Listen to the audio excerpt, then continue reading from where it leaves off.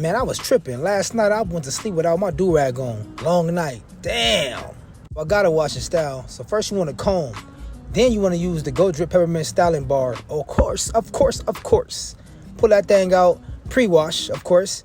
You ain't gonna get that much lather the first time, but the second wash will definitely be lather. A lot of lather, as you can see. But you want to scramble wash only if you're an elite waver, because yeah, you could lose progress that way if you're a beginner. Pull out that spray bottle, of course.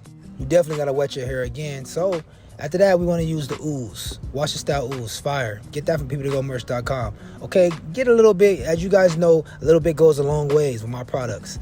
Smooth it in your hands, then apply it in your hair. Scramble wash it in your hair. But if you, like I said, again, if your hair is not trained, I recommend that you do not scramble wash it in your hair. Use the comb.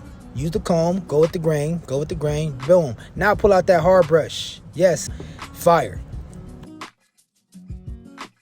Brush with the grain of your wave pattern. How long you brush is personal preference, but the longer you brush, the better. Okay, now it's time to get in our crown.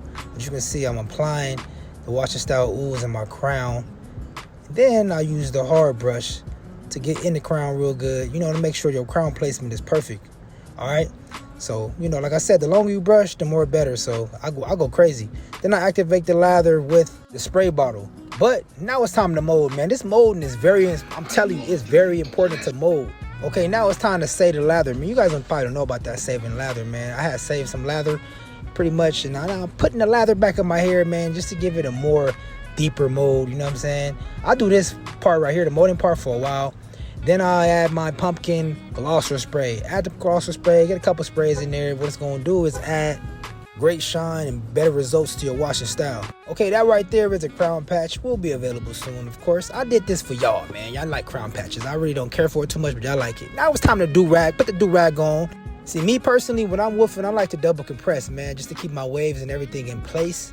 Extra hold to my waves when I'm woofing, all right?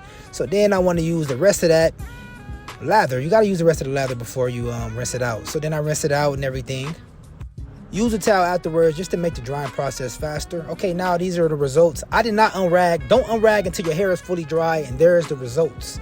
Remember, don't unrag until your hair is fully dry, then unrag, and results, voila.